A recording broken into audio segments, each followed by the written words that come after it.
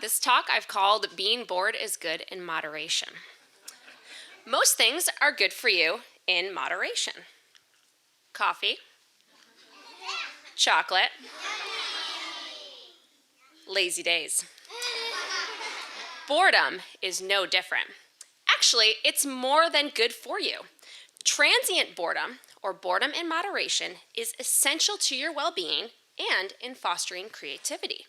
So, what is boredom? Boredom occurs when a situation arises in which none of the possible things that a person can do appeal to that person. This might be due to predictability and repetition of the task at hand, or because it's difficult to see the inherent value or good in what you are doing. As time slows to a near standstill, boredom might look like this, or like this, or like this. We've all been there. Perhaps you can easily recall a time when you were most recently bored. You may even be experiencing boredom right now.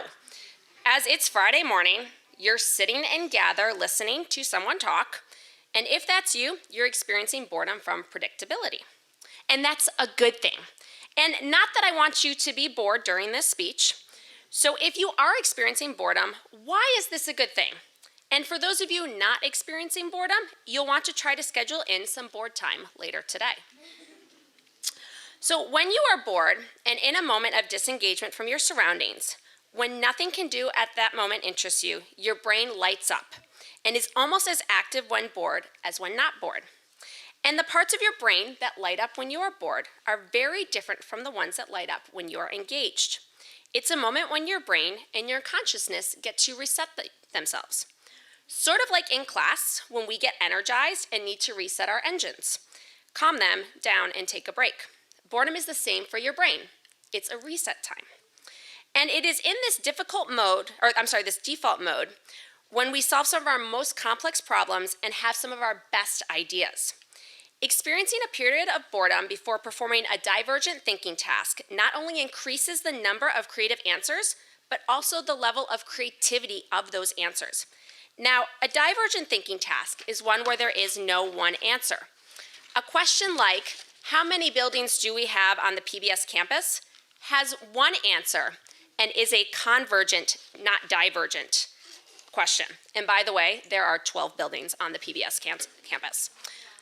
Conversely, a divergent question is open-ended, like what might be all the ways or all the uses for the NPR?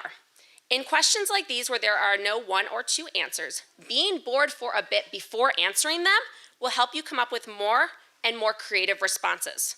Pretty cool. So, being bored from time to time resets your brain and can help you be more creative. This is good. Now, while many of us suffer from transient boredom, there are some of us who are chronically bored. And the only difference between transient boredom and chronic boredom is duration. However, in being chronically bored, rather than a state of being, it becomes a personality trait. It's more permanent. Those that are the boring people that Dr. Erickson talked about last week, because they are bored a lot.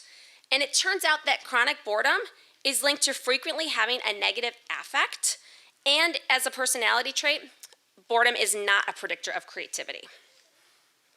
So, a little bit of boredom, good. A lot of bit of boredom, not so great. The term boredom came into the English language in 1852 through Dickens' novel Bleak House. That's not to say that because there was no word for boredom prior to 1852 that people didn't get bored.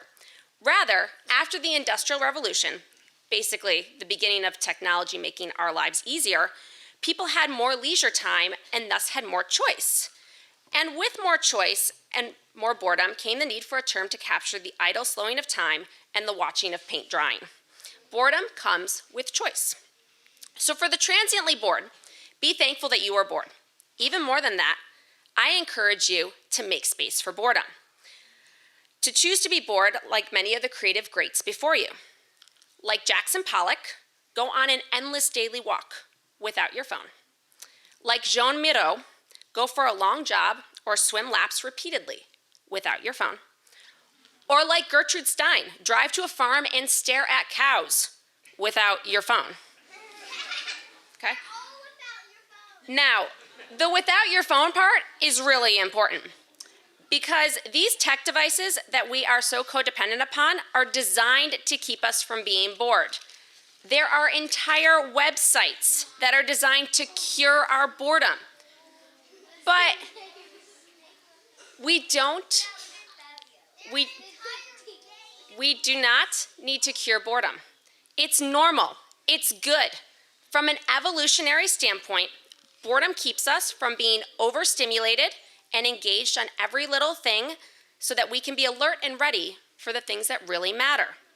So to make space for boredom, we need to take time away from constant connectivity. And for the chronically bored, I return to Socrates' wisdom that the unexamined life is not worth living. Choose to examine your life. Choose to find a spark and cling to it. Choose to wake up your imagination. Choose to use your time of boredom to collect information and data that may be useful in the future. Choose to engage in the world around you. Research shows that the chronically bored wish to be meaningfully engaged. So take ownership of your engagement. Only you can make your life interesting. And then once you are no longer chronically bored, you can once again choose to make space for boredom in moderation and increase your creativity. Thank you.